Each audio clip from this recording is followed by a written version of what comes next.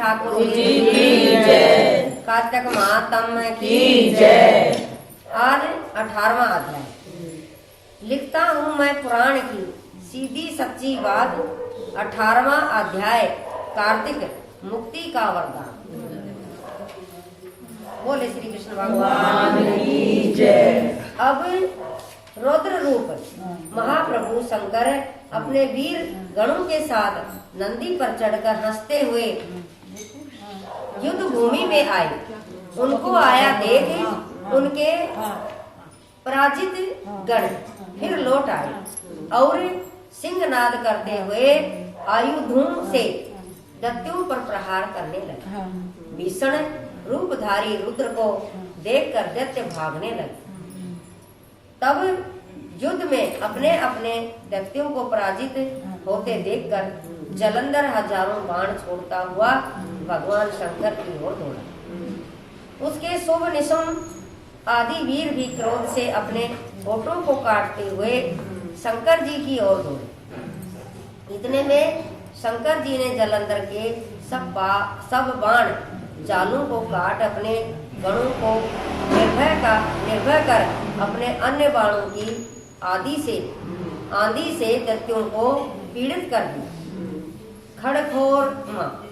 खड़गोरमा नामक दैत्य को अपने फरसे से मार डाला और बलाहक का भी सिर काट दिया।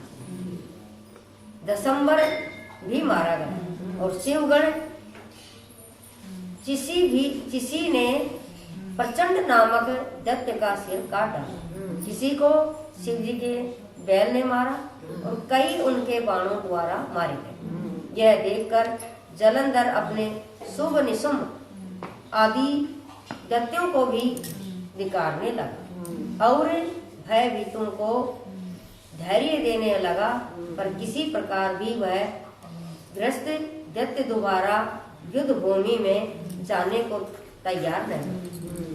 दैत्य सेना ने पलायन शुरू कर दिया। तब महाक्रोध जलंधर शिव जी को अपनी ओर ललकारने लगा। साथ ही उसने 70 बाण मारकर शिव जी को दग्ध कर दिया तथा और भी बहुत से बाणों का प्रहार किया। शिव जी उनके बाणों को काटते रहे, यहाँ तक कि उन्होंने जलंधर की ध्वजा क्षेत्र और धनुष को भी काट दिया। फिर 7 बाण मारकर उसके शरीर में आघात पहुंचा। धनुष के कट जाने से जलंधर ने प्रचंड बाण मारकर उनकी गदा के टुकड़े कर दिए। तब उसने समझाया कि शिव मुझसे बलवान है, अतः उसने गंधर्वी माया उत्पन्न कर दी। अनेक गंधर्व अप्सराओं के गण पैदा हो गए। वीणा और मृदंग आदि बाजों के साथ नृत्य व गान होने लगा। इसमें अपने गणों सहित रुद्र भी मोहित हो गए। उन्होंने युद्ध बंद कर दिया। फिर तो काम से मोहित हो जलंधर जल्दी से त्रिनेत्र भगवान शंकर का रूप धारण करके प्रसव पर बैठी पार्वती के पास जा। उधर जब पार्वती ने अपने पति को आते देखा तो अपनी सखियों का साथ छोड़ दिया और आगे आ गई। पार्वती को देखकर कामातुर जलंधर का वीर्य पतन हो गया और उसके पवन से वह जड़ भी हो गया। गौरी ने उसे दानव माना तो वह अंतर्ध्यान होकर उत्तर की ओर मानस पर चली गई। वहां पार्वती को देखकर जलंधर फिर शिव जी की ओर लौटा। उधर पार्वती जी ने भगवान विष्णु को बुलाकर दैत्य का वह कृत्य कहा और यह प्रश्न किया कि क्या आप इससे अवगत हैं? भगवान विष्णु ने हाथ जोड़कर उत्तर दिया, आपकी कृपा से मुझे सब कुछ ज्ञात है। हे माँ, जो आज्ञा हो पालन करो। जगत माता ने विष्णु से कहा, उस दैत्य ने जो मार्ग खोला है उसका अनुसरण उचित है। मैं तुझे आज्ञा देती हूँ कि तुम जाकर उसकी स्त्री का पतिव्रत भंग नष्ट करो, वह दैत्य तभी मरेगा। पार्वती जी की आज्ञा पाते ही भगवान विष्णु की आज्ञा सिरोधार्य कर छल करने के लिए जालंधर के नगर की ओर गए। बोले श्री कृष्ण भगवान की जय, उमापति महादेव की जय, वृंदावन बिहारी लाल की जय, कार्तिकेय ठाकुर जी की जय।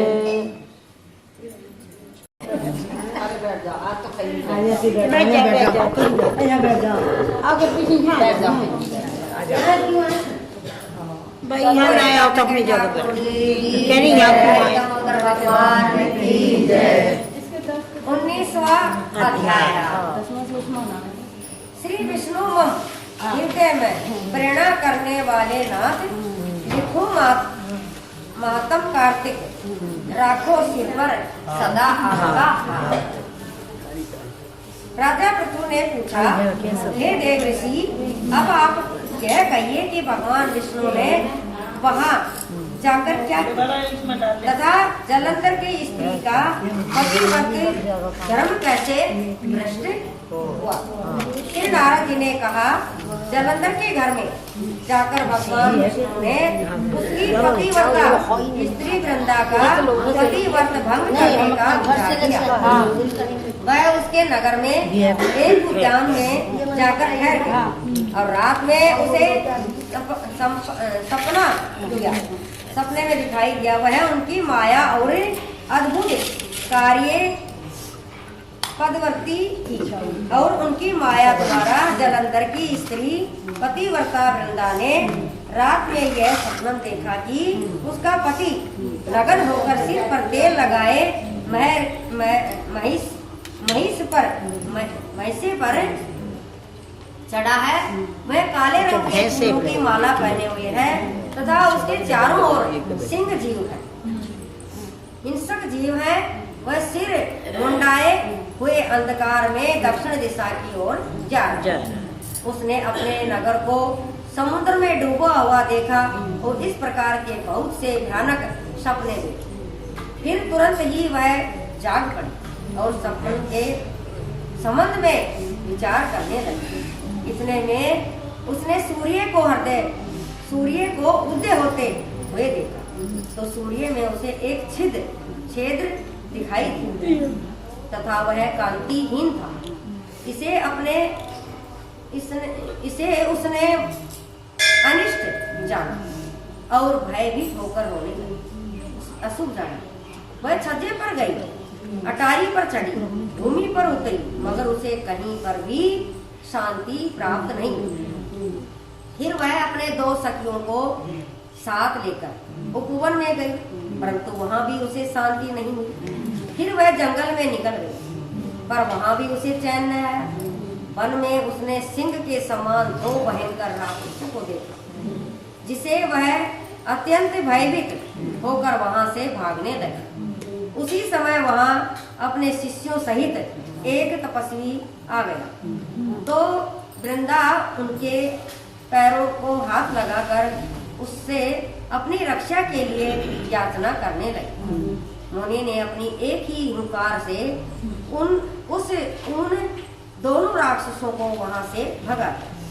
वृंदा को आश्चर्य हुआ और वह भय से मुक्त हो मुनि को हाथ जोड़कर प्रणाम करने लगी और कृतज्ञता का ज्ञापन किया। फिर उसने मुनि से अपने युद्धरत पति के संबंध में उसकी कुशल क्षेम का प्रश्न किया। मुनि ने मौन हो आगे पीछे देखकर कुछ कहना चाहा कि उसी समय 2 बानर के उनके पास हाथ जोड़कर खड़े हुए। 2 बानर आ गए। जो ही मुनि ने भ्रुकुटी का संकेत किया तो वह उड़कर आकाश में चले गए। फिर वह जालंधर का सिर वह धड़ लेकर मुनि के पास आ गया। तब वृंदा अपने पति को मरा जान मूर्छित होकर धरती पर गिर पड़ी और अनेक प्रकार के वचन कहकर दारुण विलाप करने लगी। तत्पश्चात उसने मुनि जी से कहा, हे कृपा निधे, आप मेरे पति को जीवित कर दीजिए। पतिव्रता परायण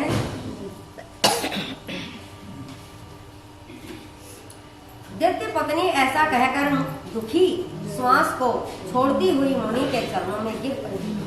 तब मुनीश्वर ने कहा, ये शिव जी द्वारा युद्ध में मारा गया है, अतः यह जीवित नहीं हो सकता, क्योंकि जिसे भगवान शंकर मार देते हैं वह कभी जीवित नहीं हो सकता। परंतु शरणागत की रक्षा सनातन धर्म, अतः कृपा करके मैं इसे जला देता हूँ। श्री नारद जी कहते हैं कि वह मुनि साक्षात विष्णु भगवान थे, जिन्होंने ये सब माया फैलाई थी। वह वृंदा के पति को जीवित करके अंतर्ध्यान हो गए। जलंधर ने उठकर वृंदा का आलिंगन किया और उसका मुंह छोड़ा। वृंदा भी पति को जीवित देखकर बहुत खुश हुई और अब तक हुई सब बातों को सपन समझा। पश्चात वृंदा सकाम हो बहुत दिन तक अपने पति के साथ विहार करती रही। एक दिन उसने संभोग काल के अंत में भगवान विष्णु को पहचान लिया। तब उन्हें प्रताड़ित करती हुई बोली, हे परस्त्री से गमन करने वाले विष्णु, तुम्हारे शील को धिक्कार है। मैंने जान लिया कि वह मायावी तपस्वी तुम ही थे। हे राजन, ऐसा कह कर क्रोध हो पतिव्रता ने अपने तेज को प्रकट करते हुए श्राप दिया, जो तुमने अपनी माया से 2 राक्षस मुझको दिखाए थे, वही दोनों राक्षस किसी समय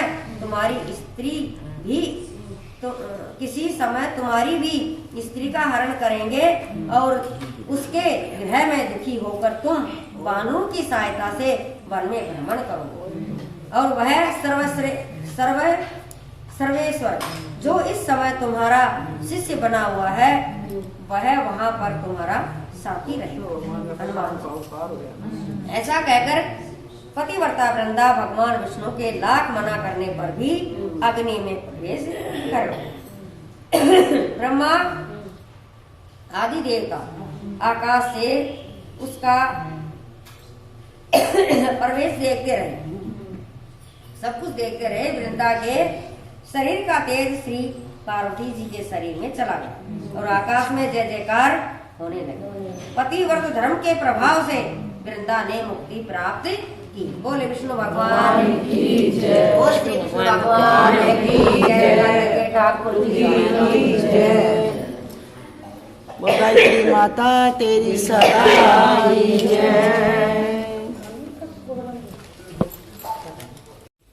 बोले कार्तिक के ठाकुर की जय। राई दामोदर भगवान की जय। कार्तिक महात्म की जय। आज है 20वां अध्याय। माँ शारदा की प्रेरणा, नारायण स्वयं सहाय, कार्तिक मातम का लिखूं यह 20वां अध्याय। तब राजा पृथु ने पूछा, हे देव ऋषि, इसके पश्चात युद्ध में क्या क्या हुआ तथा वह दैत्य कैसे मारा गया? कृपा करके उस कथा को मुझसे कहो। नारद जी ने कहा कि जब गिरिजा वहां से अदृश्य हो गई और गंधर्वी माया भी विलीन हो गई, तब भगवान वृषध्वज चैतन्य हो गए। उन्होंने लौकिकता व्यक्त करते हुए बड़ा क्रोध किया। फिर भगवान शंकर जलंधर से युद्ध करने लगे। जलंधर शंकर के बाणों को काटने लगा, परंतु जब काट न सका तो उसने माया की पार्वती बनाकर अपने रथ से बांध लिया।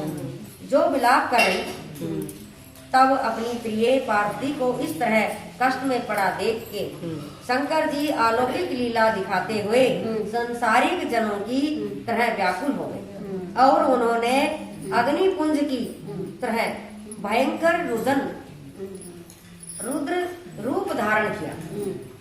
उनके रुद्र रूप को देखकर कोई भी दैत्य उनके सामने खड़ा होने में समर्थ न हो सका।